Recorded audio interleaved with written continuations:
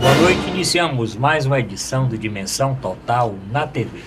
Nosso programa tem a produção do jornalista Ronald Machado. Lembra o WhatsApp do programa, anote aí, 85 Fortaleza, 999251122. Lembro também o nosso portal na internet, portal arrudabastos.com.br. O telespectador pode rever o programa da semana passada. Nós discutimos aqui o Outubro Rosa. Hoje comigo aqui o Dr. Mourão Cavalcante. Dr. Mourão Cavalcante é médico psiquiatra, professor universitário, antropólogo e escritor. Comigo aqui, Dr. Manuel Fonseca, ex-secretário da Saúde da cidade de Fortaleza, médico sanitarista, escritor e responsável pela implantação do programa de humanização do parto aqui na cidade de Caucaia. Vamos falar a respeito disso também. Bom, manchete dos jornais essa semana, doutor Mourão Cavalcante.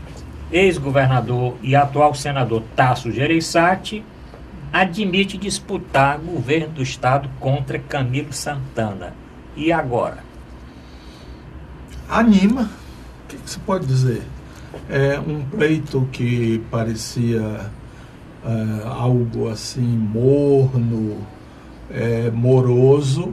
Se o senador Tasso entra, pode dar uma nova dimensão à campanha.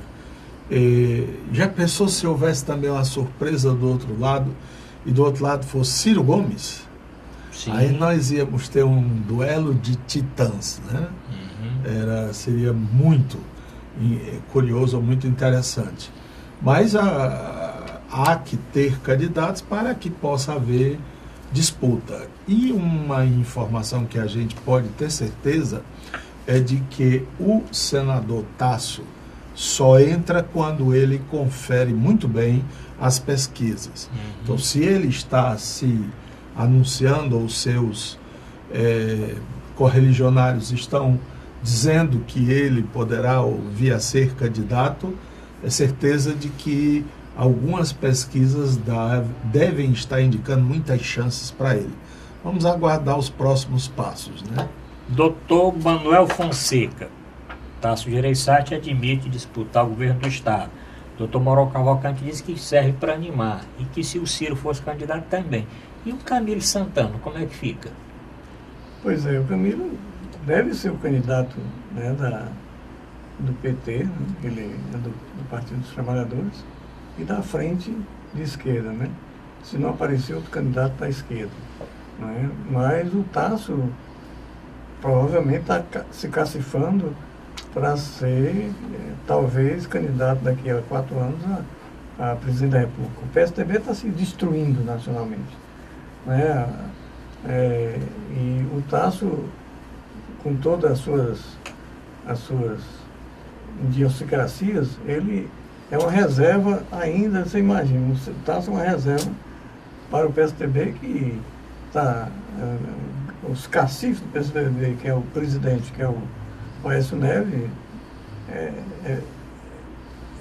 denunciado com roubo, né? O outro candidato possível também, que é de São Paulo, também tem denúncias contra ele no estado de São Paulo. O Dória, pela sua antipatia e sua arrogância e sua falta de tino administrativo, está perdendo as eleições, né? Cada vez mais Então, aparece aí uma alternativa de firmação do PSDB, que seria o Tasso Gereissati se ganhasse o governo do estado de Ceará. Ele se cacifava mais a nível nacionalmente, porque o PSDB está em processo de destruição, né? Por essas falcatruas que seus principais lideranças nacionais estão envolvidas. Bom, vamos continuar ainda no nível nacional. Doutor Mourão, o doutor Fonseca colocou aqui o Dória, saiu até uma pesquisa esse final de semana agora, dizendo que ele está em queda livre em termos de popularidade em São Paulo. O Alckmin tem mais popularidade lá e é mais aceito para ser candidato do que o próprio Dória. O Aécio Neves está fora de combate. Ficaria o PSDB aí entre o Dória e o Alckmin, mais pro Alckmin. Doutor Mourão citou o Ciro. e tem o Bolsonaro. E essa história do Tasso que seria para outra, não para essa próxima de 2018. Só acho que ainda pode ter surpresa, surgir um candidato aí novo, e o Lula que é candidato, né? Alguma surpresa? Só acho que pode surgir um candidato fora desse grupo que eu estou citando? A impressão que a gente tem, estamos há um ano, né, exatamente um ano das próximas eleições, é que dois balões de ensaio foram muito curiosos. Eles subiram mais ou menos no mesmo momento. Um já papocou com, como dizem aí na linguagem suburbana aqui do Ceará, papocou com raio, cerol e tudo, né? Com linha e tudo, né? Com linha e tudo, que é o Dória. Ele está, inclusive, perdendo em São Paulo, onde ele pensava, bom, daqui eu vou partir com a maioria. Mas o sentimento em São Paulo é de que ele é um traidor. Isto é, foi eleito para ser prefeito, né, e não está sendo. Ele está no mundo, menos na cidade. Esse mal-estar eu percebi desses últimos dias que estive em São Paulo. Há um certo sentimento de mal-estar com esse prefeito que está em todo canto do país e não está onde deveria estar, que é na Prefeitura de São Paulo. Vive inventando aqueles... como é que eles chamam? Asteroides, né? Factoides. Factoides, se vestir de gari, não sei o quê, ir atrás de pichador e tal. E o outro balão foi o Bolsonaro. Esse é mais perigoso porque ele tem cancha como político, ele vem sendo deputado aí há algum tempo. Mas talvez ele seja, o Bolsonaro, o melhor candidato para a esquerda. Porque acho que quando a campanha afunilar, ele vai mostrar quem realmente ele é. Um homem completamente destituído de um conteúdo mais sólido, um conteúdo reativo. Ele simplesmente reage de uma maneira desconforme, não tem o perfil de um estadista. E há uma carência realmente de candidatos. Imagino que todos esses partidos com aqueles pastores, aquelas figuras que sempre tem, eles agora estão vendo que parece que imaginam que tem mais chance, né? E acho que ainda aparecerão talvez alguns candidatos consistentes. Ainda se fala nos bastidores daquele Joaquim, o famoso presidente do Supremo, Joaquim Barbosa. Né? O Joaquim Barbosa. O próprio Meirelles Tasso também, sim, o Meirelles está em plena campanha, porque ele pega o troco das verbas parlamentares, né? Então eu acho que o jogo ainda não, as cartas não estão todas postas. Ainda vai haver muito movimento aí de pedras e de articulações. Doutor Manuel Fonseca, e o Ciro, por que não decola? O Ciro tem alguns problemas, né? Primeiro que ele está fora da Globo, né? Há muito tempo. A Globo só bota a notícia dele quando ele falando mal do PT, né? Para criar uma incompatibilidade. Tanto que ele vai para outras televisões, né? Então a Globo não riscou. E parece que até aquele Kennedy de Alencar parece que perdeu o emprego porque entrevistou o Ciro para um programa. Isso é a primeira questão. Segundo é que ele faz tempo que não é um candidato. Né? Faz um certo tempo que não é candidato, então não está na mídia. Né?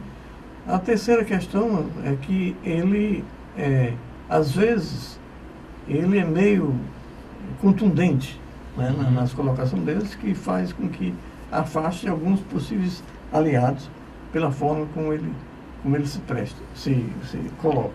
Mas é um candidato potencial se o Lula for impedido.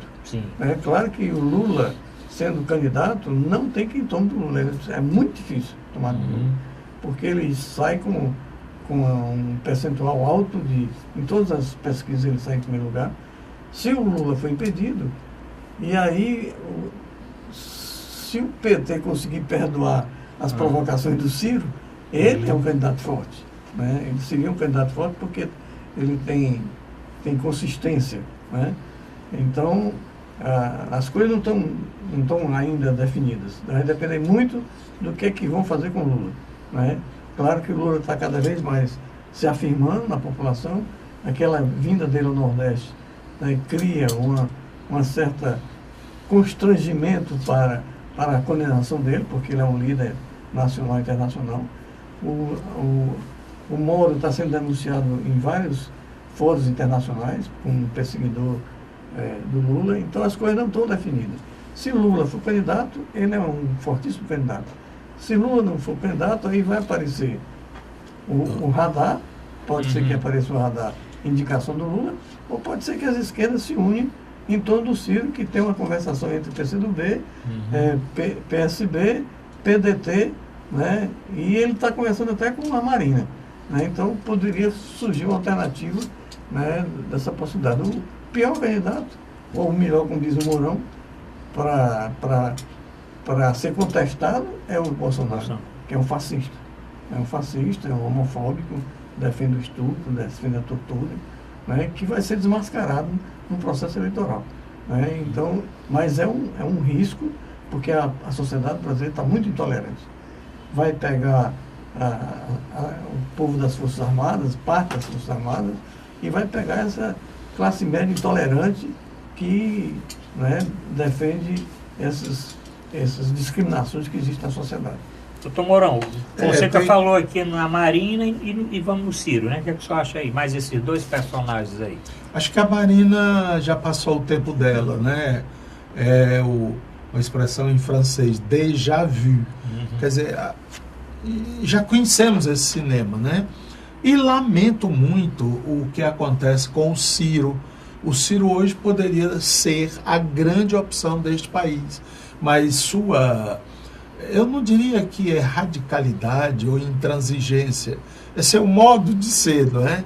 Essa forma que não consegue convencer no sentido da alma. Você entende o que ele está dizendo, mas daí a acreditar, sobretudo quando você convoca as experiências locais. Acho que quem tem mais dificuldade de compreender o Ciro somos nós, cearenses, pelos repetidos equívocos que ele tem cometido. Equívocos que, aliás, do ponto de vista político, não deveriam ser mortais, no sentido de fulminado, né?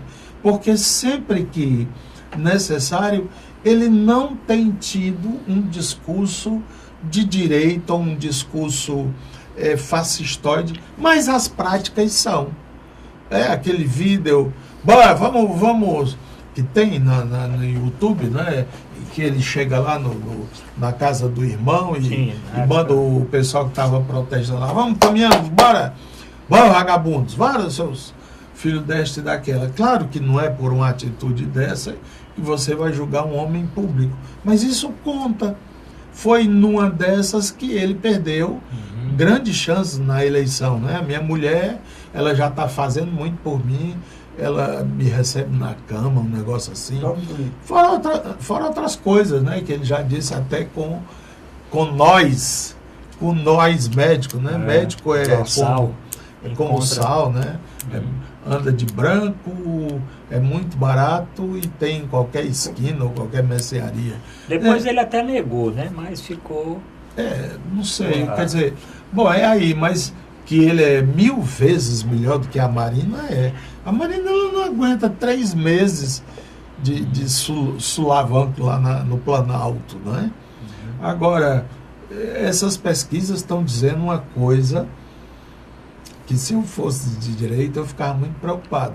É que o Lula tem 36%, 37%, e que esse aqui é o detalhe mais curioso, que quem ele apoiar, ele transfere mais de 20%. 26%. 26%. Quer dizer, É bom que o Moro bote mais ele na cadeia, condene mais, porque quanto mais bate, mais cresce. Essa é a característica do que eu tenho chamado aqui de mito. O Lula não é aquele homem idoso, alquebrado. Você sente que ele não tem mais aquele ímpeto, não é? De subir em caminhão, de não sei o quê. A idade, meu irmão. A idade pesa. Lula tem 73, né? Por aí? 72. Além de ter tido um câncer, que ninguém sabe essa situação, e as bordoadas que ele tem levado ao longo desses anos. E apesar disso, ele sobrevive. É um mito. E mito ninguém destrói. Mas deveriam estudar história esses caras, né? Ver, por exemplo, a biografia do Mandela. O Mandela sai direto para fazer a libertação do povo negro na África do Sul. Todos eles, 50 anos agora do Che Guevara, e são mitos, não morrem. Você mata a pessoa física, mas o mito esse continua. E o Lula criou esse mito, ou a sociedade brasileira criou. Então está difícil fazer essa eleição com cartas marcadas, porque tem uns imponderáveis aí. Doutor Fonseca, para nós terminarmos esse assunto, mais alguma coisa? Eu acho que a perspectiva do Lula ser candidato é muito forte, né? Agora, eles estão loucos para pegar. Inclusive, eles podem fazer o seguinte: não prender o Lula, mas tornar ele inelegível. Né? Pela idade, não sei o quê, inventa qualquer coisa lá, torna ele inelegível. Apesar de que, até hoje, não conseguiram provar nada. Até hoje, por mais que eles fazem, né, ou o Lula é inteligentíssimo, eles são burros demais, né, porque não conseguiram provar nada. Eu tenho a convicção, né, mas cadê o papel? Né, o papel diz o contrário. Toda vez que ele apresenta o papel diz o contrário. Falando em papel, eu achei interessante. O juiz Moro cobrou o recibo do apartamento, naquela outra ação que fala do apartamento vizinho ao dele, né? E que ele tinha que trazer o recibo. Ele levou o recibo. Eu vi essa semana que o Ministério Público está dizendo que o recibo intelectualmente não é válido. Ideologicamente Como não é isso? válido. Pois é, o cara leva um recibo. O ônus do recibo, ele quem assina o recibo. Que o recibo não, ele disse o seguinte: que o recibo foi comprovado, fizeram exame grafotécnico, teve tudo normal. A Polícia Federal atestou. Eles disseram assim, mas ideologicamente ele fez um mal feito. É errado. Ideologicamente. Um recibo ideologicamente. Mas o Gilmar Mendes não fez isso em relação ao processo que iria caçar Dilma e o Temer? Sim, trouxeram as provas do Lava Jato. Que foi que ele disse? Não, isso aí não vai entrar, não. Essa parte aí não entra, não. Pronto. Bom, temos que terminar o primeiro bloco do programa. No segundo, vamos tratar de outros temas do Ceará, do Brasil e do mundo. Aguarde um pouquinho, voltamos já.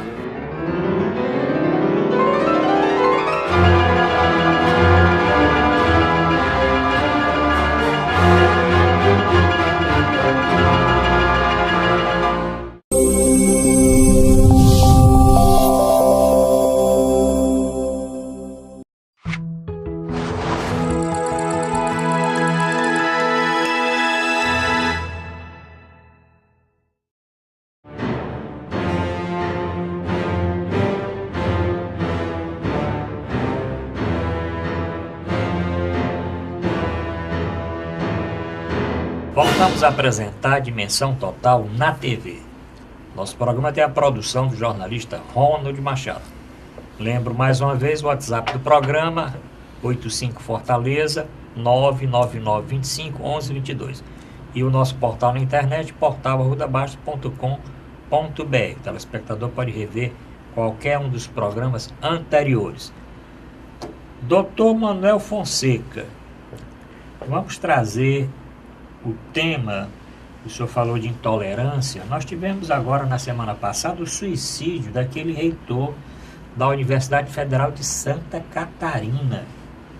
Um caso assim meio confuso, né? Hoje mesmo saiu uma reportagem ele estava sendo acusado de um desvio de 80 milhões de reais. E hoje diz que não era 80 milhões, era um desvio de 300 mil reais. Tá certo que até desvio de R$ 2 é crime, né?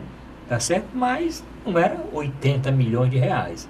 Era 300 mil reais, até mesmo porque o que a denúncia alegava era o desvio de uma verba específica para bolsas e tal.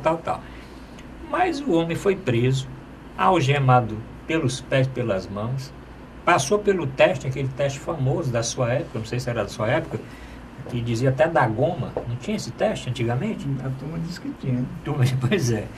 E no fim foi o desfecho foi fatal com o suicídio do reitor. Teve até um problema do padre que queria conversar, não deixaram o padre conversar. Me explica um pouquinho, o senhor que leu muito a respeito do caso do Luiz Carlos de Olivo Conselheiro. O caso do reitor causou uma comoção no meio dos universitários, porque ele era uma pessoa que estava reerguendo a universidade, né, de Santa Catarina. Santa Catarina, Universidade Federal. Quer dizer, ele era um conciliador, um grande conciliador, só que tinha, né, alguns inimigos dentro da universidade. E ele chegou a demitir um graduado lá que ocupava um cargo, e esse prometeu que era no setor de investigação, e prometeu vingança, né? E fez a denúncia, né, de coisas, inclusive que se diz que é passada, que não era da administração dele, que era de educação à distância, que pode ter tido alguma atacnia, né?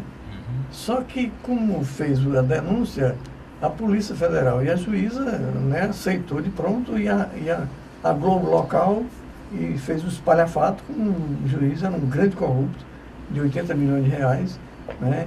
Ele foi algemado das mãos e dos pés. Sim.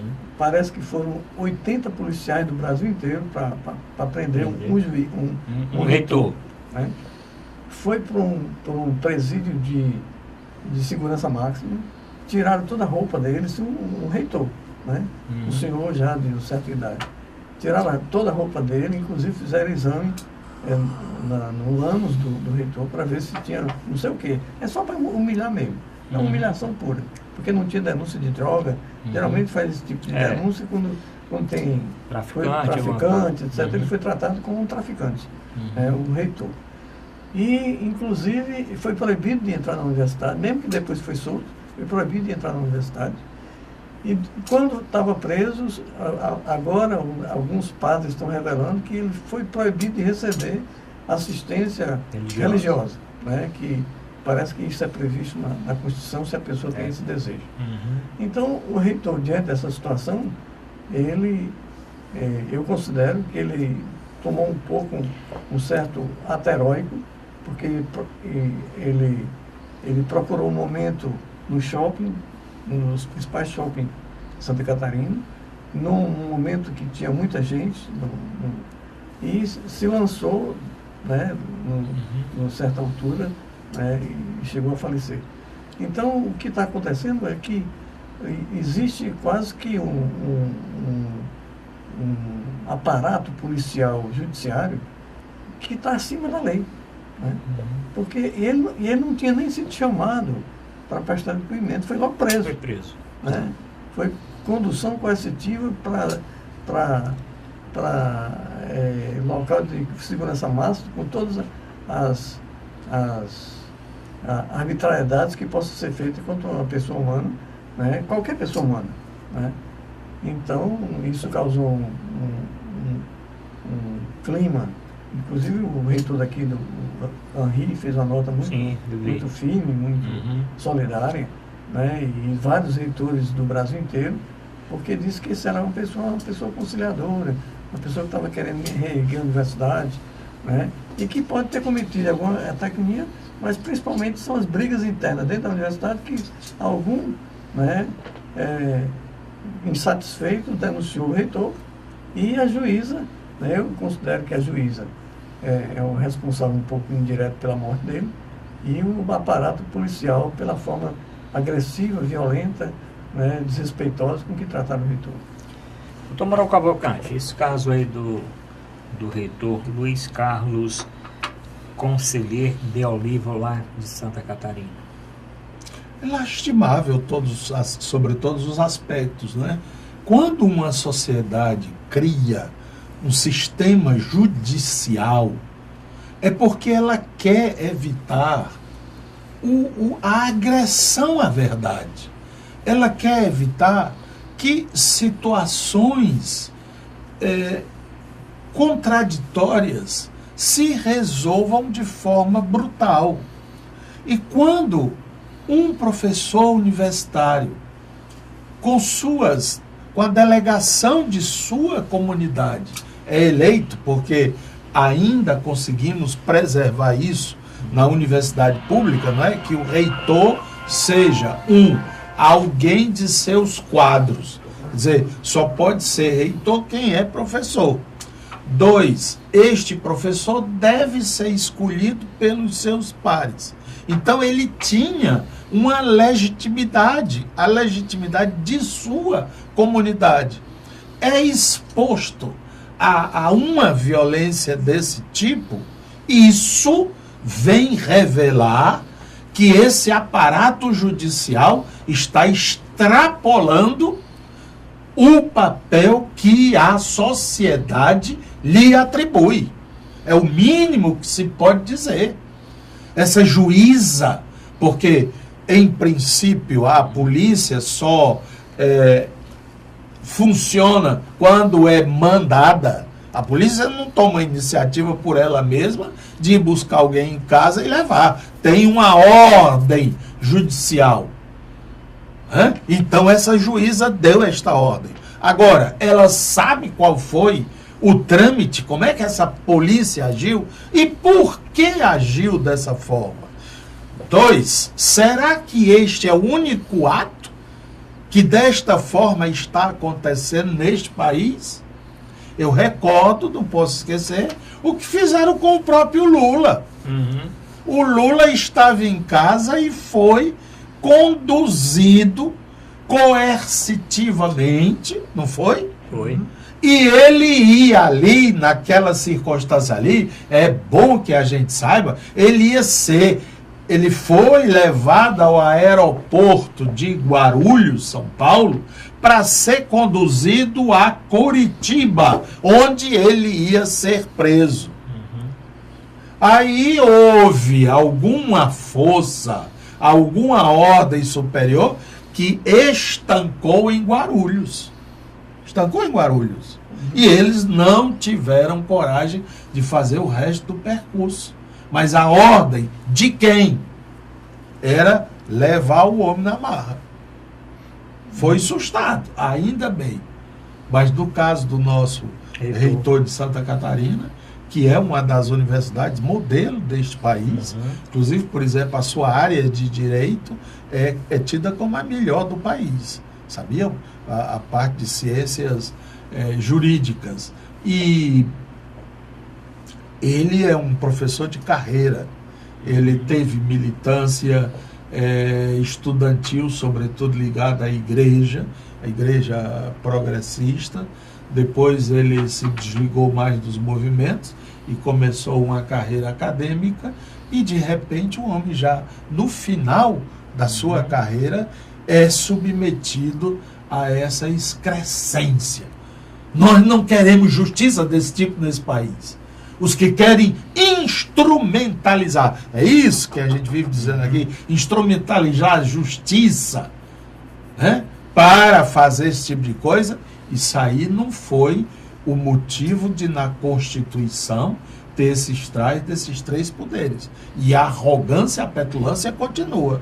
O protótipo disso aí é esse ministro Gilmar Mendes. Tá vendo a empáfia do homem? Quando ele fala sobre qualquer poder. E mandaram prender o Aécio, mas o Aécio até hoje está flanando. Eu acho que poderiam nomear o Aécio como reitor de alguma universidade aí, para ele ver o que é bom para tosse. Doutor Manuel Fonseca, nós tivemos também, já falando aí em prisão, a prisão do Nussmann, né, que era o presidente aí do Comitê Olímpico Brasileiro e ocupava não sei quantas posições, não sei quantos cargos do Comitê Olímpico Internacional. E ele foi preso, interessante, ele foi preso, eu não vi na prisão dele tanta coisa como do reitor, né? Porque ele saiu de paletó, não tinha algema, não tinha nada, né? E foi... Aliás, aquilo ali é uma palhaçada, convenhamos, né? Você pega, por exemplo, um cara como o presidente da Odebrecht, como é o nome dele? Não é o Marcelo, não é o pai, o próprio pai. Aí vai um bocado de cara com metralhadora ali, empurrando o cara, tá? O próprio Cunha, que não sabe nem andar direito, ele parece um pato manco, né? Tá entendendo? Aquilo é palhaçada, Polícia Federal. Não precisa isso, não. Ele não vai voar, não. Tá entendendo? Tem um filme, eu assisti na televisão sem querer, o cara sai voando, tá entendendo? Não tem quem pegue. Mas era na Plim Plim. Entendeu? Então, vamos fazer as coisas de forma democrática. Não é com esses arroubos aí que a gente está construindo uma sociedade da compreensão, da correlação de forças políticas e nada. Isso é um arbítrio, é ranço, tem que tirar. Doutor Manuel Fonseca, a polícia de Genebra apreende ouro de Nussmann, confirmando vários quilos escondidos. Faltou para as medalhas, não foi? Faltou, as medalhas estavam faltando, ele teve que fazer uma quadrilata, né? Não, e era falsificada, pagar, né? Os caras iam tomar banho, não sei o quê, e o ouro ia embora, devolveram. Doutor Manuel Fonseca, o caso aqui do Nussmann, porque o Nussmann, assim, na década de 60 foi um grande atleta, né? E depois entrou nessa, já com muitas denúncias, e agora acabou sendo preso, porque esse ouro aqui, o motivo foi o ouro que ele guardava lá na Suíça, e que ele não tinha declarado nem na primeira condução coercitiva que ele teve, né? Porque ele teve primeiro a condução coercitiva, foi liberado, depois descobriram que ele estava querendo aí salvar uma parte da sua fortuna. E aí? Pois é, a questão do Nussmann, além desse ouro, tem muitas denúncias relacionadas com a a Olimpíada. A Olimpíada, né? Que diz que, né, compra de votos. Compra de voto para a Olimpíada ser no Brasil ou ser em outro canto, né? Tem troca de favores e muito roubo por trás da jogada. Quem está envolvido, inclusive, eu fiquei assim de orelha em pé, porque o Fantástico foi sobre a intolerância. Sim. Eu tenho a impressão que o negócio está chegando perto da Globo, né?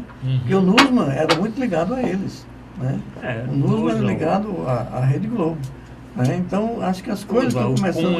O Cunha, né? Então, as coisas estão começando a chegar na Rede Globo. Os caras dizem, poxa, daqui a pouco vão prender nós, né? Se descobrir alguma coisa que estão fazendo aí, sei lá, com alguma coisa particularmente do futebol, eles estão muito envolvidos com as questões do futebol, de conseguir prioridade, essas coisas todas, né? E ganham muito dinheiro em relação a isso. Então eles fizeram um fantástico contra a intolerância. A Globo fazer um fantástico contra a intolerância, né? E aí a turma da direita está chamando Globo coxinha, sei lá, Globo Globo lixo. Globo lixo. Globo lixo. Isso é próprio pessoas que adoravam a Rede Globo, né? Então essa questão do Nussmann está relacionado com roubos relacionados com o esporte. Como a Globo trabalha muito com esporte, ela deve estar começando a ficar preocupada que pode estar chegando nas portas dela. Porque os últimos presidentes, inclusive, da Confederação Brasileira de Futebol, né, desde o Ricardo Teixeira, antes do Ricardo Teixeira, o João Avelange, depois do Ricardo Teixeira, o outro que está escondido não, que não pode sair lá de Nova York. É o Negri, né? Não sei o que é Negri. O atual, que está também, que não pode viajar. Então, tem um grupo grande. Agora, o que o doutor... aqui, ó, Rede Globo, é o câncer do Brasil. Já tem ação de direita aqui dizendo aqui. Doutor Mourão, eu não sei se o senhor assistiu o programa último aí que saiu, Fantástico, que dedicou uma parte grande do seu horário para falar a respeito da intolerância, né? E falou a intolerância no museu, falou intolerância com relação às obras sacras que estão sendo destruídas, com relação ao candomblé, né? E os traficantes também destruindo os terreiros. Falou um pouco aqui daquela exposição que aconteceu no Santander e entrevistou alguns advogados e tudo. Não cheguei a assistir, mas há uma repercussão muito grande dessa tal intolerância, não é? E eu tenho amigos antropólogos do Rio e eles comentaram conosco de que há uma persecução é a ameaça, você está o zum, não é? E isso é persecução. Agora, a perseguição é ir mesmo atrás e pegar, como a perseguição a uma caça. Essas duas atitudes, persecução, que é ameaça, e a perseguição, está existindo no Rio de Janeiro e na Bahia em relação aos templos de Umbanda e Candomblé. Isto me parece algo de terrível, terrível. Por que é que umas pessoas que têm uma religião diferente da minha não podem se manifestar? Eles não podem fazer barulho, sair pelas ruas desacatando a população, mas tem um local. Esse local tem um registro na prefeitura, sei lá onde, né? Está autorizado, tem um responsável. Por que não pode? Né? Por que essa intolerância? Me disseram que é mais ou menos assim, vai um aviso de que ou eles quebram o negócio lá todo, né? Ou eles quebram, ou eles vão ver. Então, os próprios pais de santos, filhos de santos, etc. tal, tem que ir lá e quebrar. Que negócio doido, meu irmão. Né? Isso existe no Brasil desde que começaram a chegar aqui as populações negras, escravas, né? São religiões, digamos, primitivas, porque não sei qual outro termo poderia utilizar, mas primitiva num sentido pejorativo, mas no sentido de primeiras, de iniciais, mas são tão válidas quanto as outras manifestações religiosas. Eu não tenho nada a ver com isso. Deixe isso de mão. Você não tem que impor, chegar com metralhadora, atirando, matando, seja onde for. A gente acha feio, por exemplo, quando um grupo dissidente muçulmano joga bomba numa mesquita, ou joga bomba como é o templo judeu, numa sinagoga, né? O mundo inteiro repercute aquilo e tal. E por que o terreiro da mãe Dindal ou da mãe Teresa tem que ser quebrado, tem que ser invadido? O Estado precisa investigar isso, né? E saber direitinho e condenar quem anda fazendo isso. Ou essa história das torcidas, que aí é outro capítulo, né? A reportagem, doutor Fonseca, mostrava exatamente isso, né? Que normalmente a pessoa entrava lá e pegava lá o pai de santo ou a mãe de santo, olha, você vai... E filmava.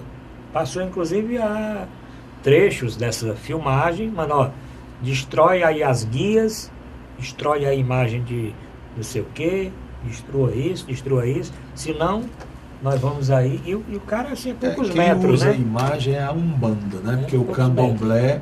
Então foi Umbanda, apareceu várias filmagens. O Candomblé são ainda instituições ainda mais espiritualizadas, que são os orixás, né? E os orixás estão na natureza. Inclusive os terreiros de Candomblé, eles têm que ser recuados, são sítios, são montanhas, ou florestas, etc. e tal. O mais urbano é a Umbanda, onde inclusive existem estátuas de santos, né?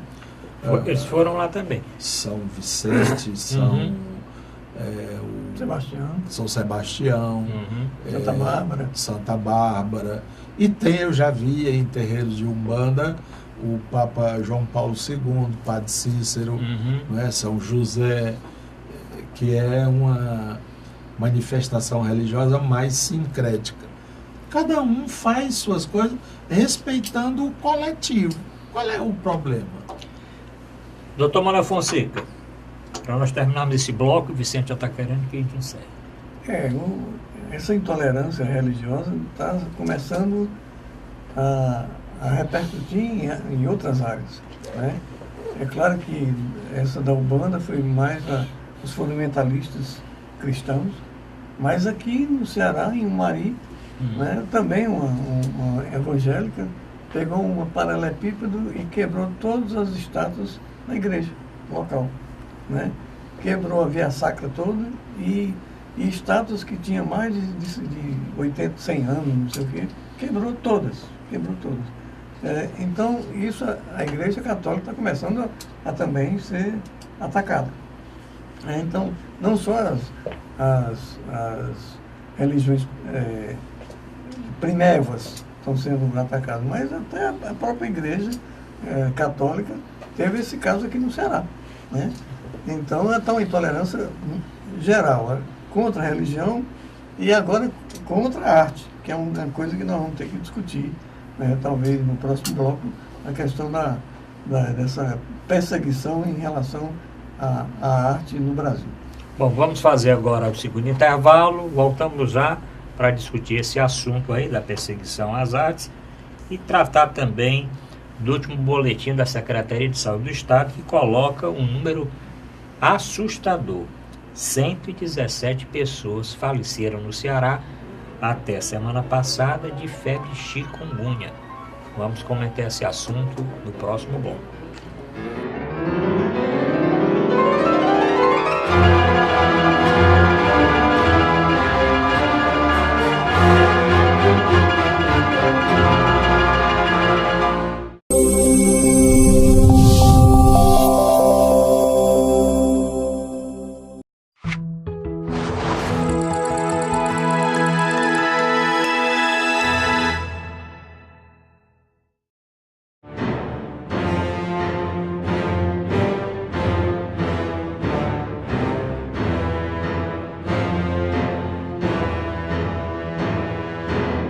Vamos apresentar a Dimensão Total na TV. Lembro o nosso portal na internet, portal@arrudabaixos.com.br, para o telespectador rever os programas, e o WhatsApp do programa 999251122. Encaminhe sua mensagem, comente o programa e mande aí, sugira o tema para a próxima semana. Bom, o doutor Fonseca deixou aqui em aberto a perseguição aos artistas. Isso está gerando muita reação, não é isso, doutor Fonseca? Tá um negócio assim, tem um setor da classe, particularmente o MBL, né? Aqueles bandos de garotos que recebem dinheiro do americano para fazer essas doideiras, né? E agora ele começou a se decidir em São Paulo, que antes era o Dória, né? Eles agora parece que estão começando a rifar o Dória. Mas esse MBL resolveu incentivar a invasão de exposições e denunciar a exposição. Basicamente, aconteceu agora, o mais recente foi em Minas Gerais. Né? Teve no Rio Grande do Sul, teve em São Paulo, né? Teve no Rio de Janeiro. No Rio de Janeiro, o próprio prefeito, é o Crivella, prefeito? Crivella, né? Ele fez um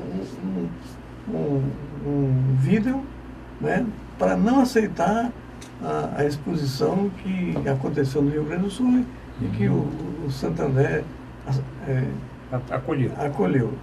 Né? Então, Minas Gerais foi um pouco diferente, porque houve uma reação na sociedade, né? Particularmente os artistas. Não foi nem dos partidos de esquerda, nem do partido, né? Foram os artistas. Os artistas foram para lá, né? Fizeram shows de música, né? Na galeria que tinha a exposição, Teve até o Caetano foi lá, né? O Caetano se pronunciou, né? Porque já tinha se pronunciado em relação ao Rio de Janeiro, e foi lá prestar solidariedade ao Moraleda, né? Que já faleceu, né? Inclusive ele faleceu muito jovem, né? Mas deixou uma produção artística muito grande, que independente do que se ache sobre o conteúdo dela, né? Parece que o que chamou a atenção é que o slogan da exposição era: faça você mesmo sua Capela Sistina, né? Parece até para dizer o seguinte, que vai lá na Capela Sistina, que tem nu lá até os Chico, né? Criação do Mundo, tem nu na Casa Senhora. Então, faça você mesmo a Capela Sistina, sabe que isso era pornografia, era invento agora, que tudo é pedofilia, né?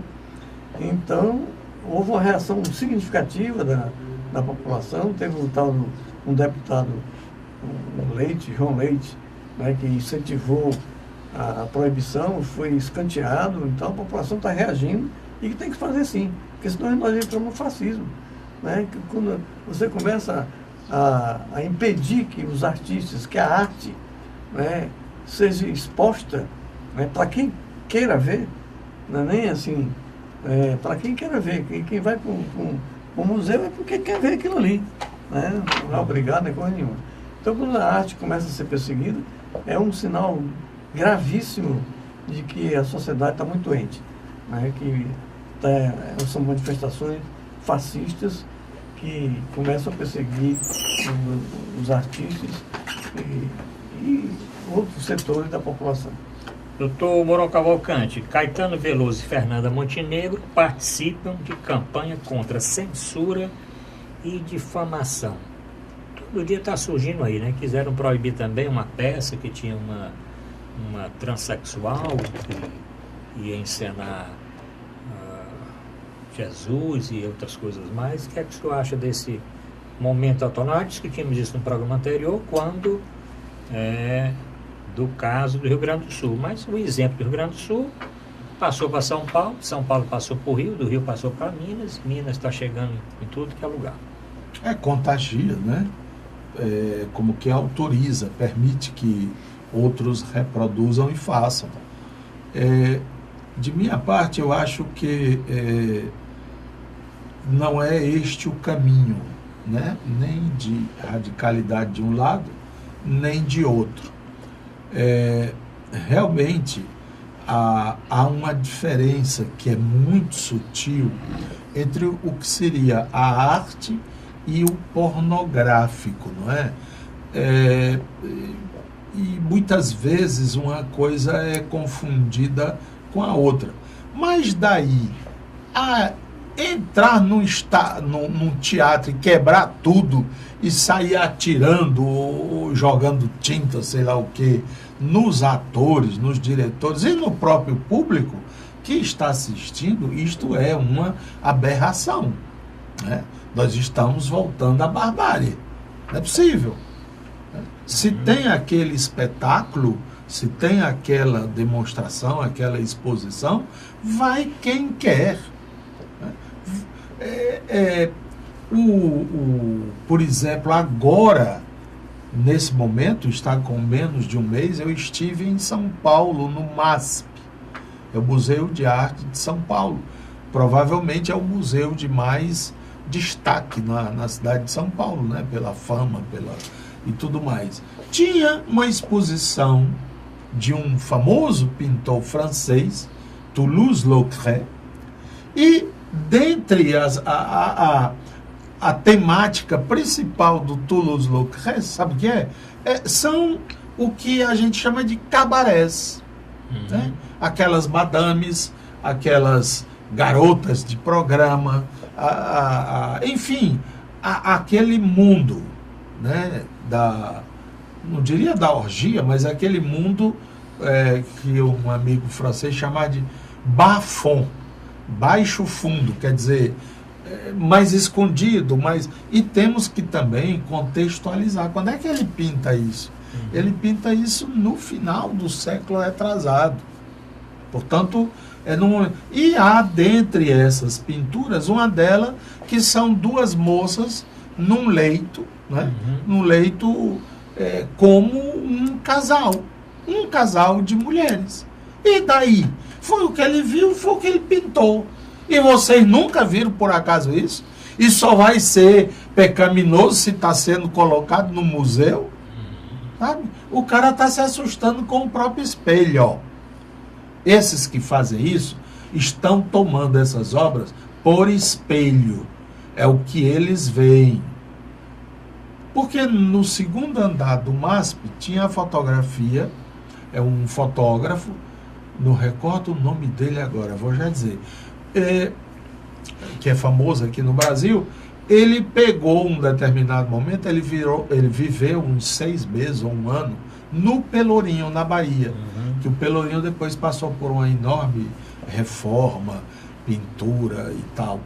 E ele mostrava a degradação do Pelourinho, não só no seu aspecto arquitetônico, físico, os prédios caindo, estragados, as ruas, etc., tal, como também a população que lá estava. Majoritariamente negra, prostituída. Ele mostra fotos de prostitutas quase nuas ou nuas, mostra nádegas, bunda de algumas fotografias que ele fez. Então ele que é o culpado de existir aquilo, ele é o fotógrafo. Ele é o fotógrafo. E aquilo é expressão de um determinado momento, de uma realidade daquela sociedade. Como nós não deveríamos ter fotos de guerra. Né? Guerra matando um, matando o outro. Nós deveríamos ter fotografias daquele doido lá de Las Vegas. Né? Daqueles corpos dilacerados, porque aquilo fere, não sei o que, não sei o que. E o factual, e o dia a dia? Eu acho que está realmente na hora de, nas escolas, promoverem debates sobre isso. O que significa entrar num teatro ou entrar num museu e quebrá-lo? Quem é que está te autorizando a fazer isso dentro de ti? Que valores são esses? Quem botou isso na tua cabeça que tu tens esse direito, cara? E por que é que eu acho que o outro está errado? Está errado por quê? Vamos discutir isso. Depois, o que é arte? O que é o belo? Sabe? Eu acho que há uma falta muito grande na educação, tal educação, sobretudo dos colégios dito classe A, que eu saiba, não tem debate desse tipo. Eles exorcizam, eles aseptizam, né? Fazem asepsia. É outro mundo. Aí quando esses garotos crescidos, parrudos, porque estão todo dia fazendo ginástica, a cabeça oca, aí vão fazer besteira. Vão achar que eles é que são os donos do mundo. Eles não dançaram na Praça Portugal, pedindo para Dilma sair e viu o Temer, não sei o quê? Será que já fizeram a autocrítica disso? Então, é urgente que as escolas, as universidades, a própria mídia promova debates para ver se a gente aproveita dessa ocasião para aprofundar isso. Vou chamar aqui um professor de belas artes. O que é arte, meu irmão? O que é uma obra de arte? Onde é que entra a censura numa obra de arte? O que é o feio? O que é o belo? Né? Por que isso? Por que esse quadro? Aí tem um cara que vê um Picasso, da fase cubista, e diz, o cara não sabia nem pintar, é todo torto. Olha o olho do homem, onde é que está, sabe? Aí faz pena você escutar um negócio desse de um cara que está fazendo pós-graduação. Foi o que eu escutei. Um colega, que não posso dizer o nome, quando ele viu uma exposição do Picasso. Ele ficou indignado. Pô, isso aí eu sei fazer também. Ele vai fazer. Chega lá que tu pode fazer, cara. Então, eu acho que é urgente. Ao invés da gente criar essa essa queda de braço, tem razão, não tem razão. Vamos discutir, vamos conversar. E a escola, cara, é para isso. A universidade, a faculdade é para isso. Não é só para ficar com aula de geografia, nem geografia, nem história tem mais. De matemática, de física, de química, para passar no vestibular, para passar no ITA. E daí? E daí? Doutor Manuel Fonseca, estamos terminando o programa. Mais alguma coisa nesse bloco que o senhor queria acrescentar? Não, eu acho que tem que elogiar a iniciativa, particularmente da Montenegro, né? Fernanda Montenegro. Fernanda Montenegro, está muito bom o vídeo que ela está... que ela gravou, né? Ela gravou. Inclusive coloca que os políticos têm que ter coragem de enfrentar, nós temos que ter coragem de enfrentar, porque a arte é uma coisa que está na alma das pessoas. O problema, viu, o Mourão, é que agora tem uma história de uma escola sem partido. Acho que nem arte pode discutir mais, porque vão dizer que é ideológico. Qual é do PT, qual é do PCdoB, do PS, sei lá de quem. Tem um projeto de lei para tirar o Paulo Freire como patrono da educação, você imagina. Quer dizer, como se o Paulo Freire fosse, né, uma pessoa que quisesse... Agora, vi dizer que isso eu estou fazendo, sabe, professor? Eu estou fazendo isso em nome de Jesus. Aí, meu irmão, vamos para casa. Vamos ver o trem se lascar. Bom, mas eu fiquei aqui com outro tema para nós discutirmos nesses minutos finais. Doutor Manuel Fonseca, o senhor como especialista, 130.920 casos de febre chikungunya notificados no Ceará. 92 mil casos, 752 confirmados. Confirmados 100%, 117 óbitos. O que é que o senhor acha destes números com relação a este ano à febre chikungunya? Eu fico assim, um pouco preocupado, porque esses números só você que sabe. Porque, não, eu estou dizendo o seguinte, porque no nosso tempo, quando você era secretário, jornalista, nós estávamos todo dia, toda semana, divulgando, né, orientando a população. Dando entrevista. Dando entrevista, porque a população só pode se proteger se souber o que está acontecendo. Eu, sinceramente, acho quantos óbitos? 117. É um número assustador. Assustador, né?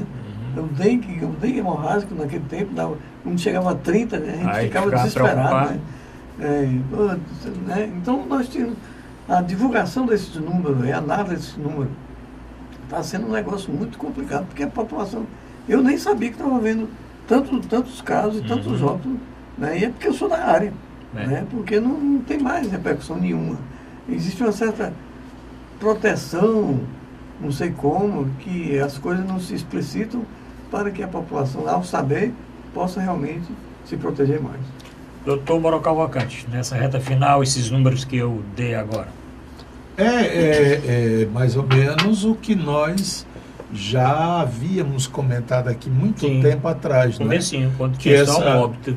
Que essa chikungunya é algo de extremamente grave, até porque ela se cronifica, não é?